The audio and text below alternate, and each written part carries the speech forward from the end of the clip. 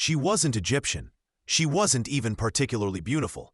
Yet Cleopatra VII became one of history's most legendary rulers, whose story still captivates us 2,000 years later. But who is the real woman behind the myth? Born in 69 BCE, Cleopatra was actually Greek, not Egyptian. She descended from Ptolemy, one of Alexander the Great's generals who took control of Egypt after Alexander's death. Despite her foreign ancestry, Cleopatra embraced Egyptian culture completely. Unlike her predecessors who didn't bother learning the local language, she mastered Egyptian and presented herself as the reincarnation of the goddess Isis. Her rise to power wasn't handed to her on a golden platter.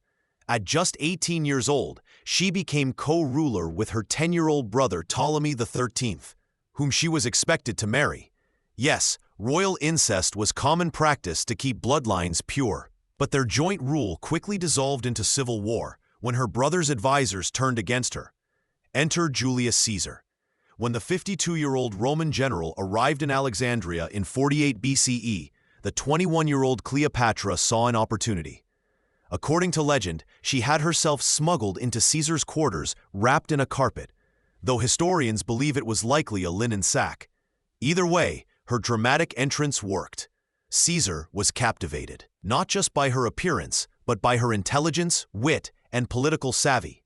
What most people don't realize is that Cleopatra spoke 9 languages and was educated in mathematics, astronomy, philosophy, and oratory. She wasn't just a pretty face. She was one of the most intellectually accomplished rulers of her time. Caesar restored her to the throne, and their political alliance became a romance that produced a son, Caesarion. After Caesar's assassination in 44 BC, Cleopatra aligned herself with Mark Antony, one of Rome's most powerful men. Their relationship wasn't just passionate, it was politically strategic. Cleopatra needed Roman protection. Antony needed access to Egypt's vast wealth. Their famous meeting on her golden barge is often romanticized, but it was fundamentally a political summit between 2 shrewd leaders. Hollywood loves to portray Cleopatra as a seductress who manipulated men with her beauty. But historical accounts suggest her real power lay in her charisma, intelligence, and political acumen. Under her rule, Egypt prospered. She built ships, strengthened the army, stabilized the currency, and ensured food supplies during famine. She expanded trade networks throughout the Mediterranean and Red Sea, making Alexandria one of the wealthiest cities in the ancient world. But Cleopatra had made a dangerous enemy in Octavian, Caesar's adopted son and heir. After defeating Antony and Cleopatra's forces at the Battle of Actium in 31 BCE, Octavian invaded Egypt. Rather than face capture and humiliation in a Roman triumph parade, Cleopatra chose suicide in August 30 BCE, allegedly by inducing an asp to bite her. The traditional image of her death, dramatically clutching an asp to her breast, is probably a Roman fabrication.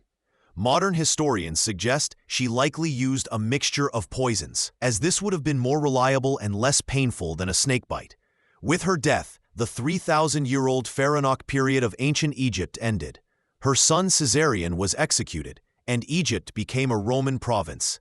Octavian, soon to be Emperor Augustus, spread propaganda painting Cleopatra as a manipulative foreign temptress who nearly brought Rome to ruin.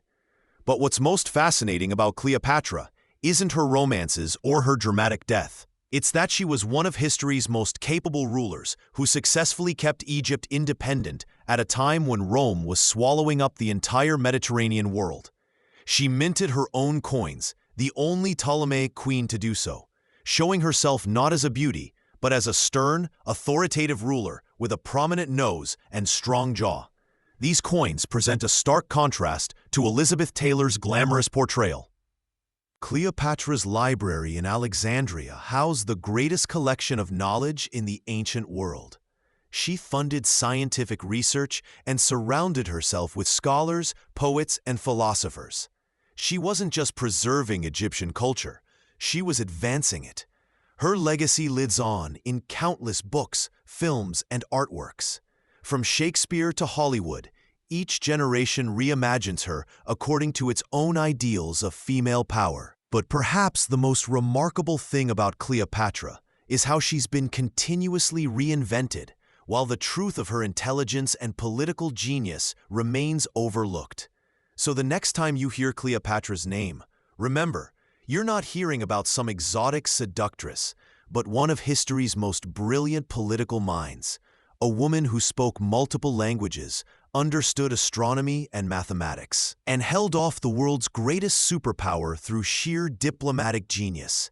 Ancient Egypt's last pharaoh wasn't just a queen. She was a strategist, a scholar, and one of history's most misunderstood legends. Like, subscribe, and share if Cleopatra's story fascinated you.